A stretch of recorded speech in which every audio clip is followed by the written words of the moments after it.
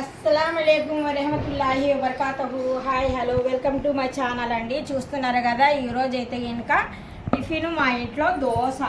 కామన్గా అయితే ఎక్కువగా దోశలే చేస్తూ ఉంటాను. అప్పుడప్పుడు దోశలేకి నేను పల్లి గుడక చేస్తూ ఉంటానండి. ఎక్కువ చట్నీ అయితే ఇంకా సమ్మర్ సీజన్ కదా, ఇది మనకు ఎక్కువ చట్నీలు అయితే ఇంకా కడుపులో ఆరాటం మంట అనేది ఉంటుంది.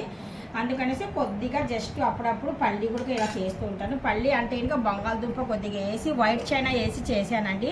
దోశలు చూస్తున్నారా, మా దోశలు ఎంత చక్కగా ఎంత బాగుంటాయో. లోపల చూడండి ఎంత మల్లెపూలాగా ఉంటుందో, పైన చూస్తే ఇంకా మంచి బ్రౌన్ కలర్ ఉంటుందండి. తింటూ ఉంటే ఇంకా అలాగ మెత్తగా దూదిలాగా వెళ్ళిపోవాలి లోపలికి.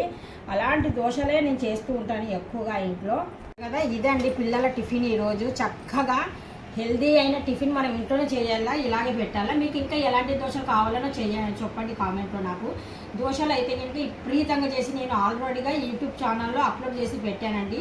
మంచి మంచి దోశలు, వెరైటీ దోశలు. అస్సలు ఎందుకంటారా, మనం బయటికి కూడా మనం తెచ్చుకోలేము అలాంటి మంచి దోశలు నేను చేసి పెట్టానండి. మీరు కూడా సింపుల్గా చూసారంటే చాలు, మీరు కూడా నేర్చుకోగలుగుతారు, చేయగలుగుతారు.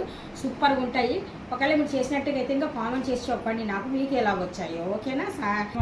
ఈ దోశ అయితే ఇంకా బాబు అన్నాడు, మమ్మీ నాకు రెడ్ చిల్లీ వేసేసి దోశ చేయండి మమ్మీ అని చెప్పాడు. అందుకనేసి ఇక్కడ నేను చూస్తున్నారు కదా, మంచి రెడ్ చిల్లీ వేసేసి చక్కగా దోశలు అనేవి ఎంత మెత్తగా ఉన్నాయి చూడండి. పట్టుకుంటే కనుక అస్సలు ఎంత చక్కగా అసలు మెత్తగా కాటన్ టైప్ ఉన్నాయండి దోశలు. అలా దోశలు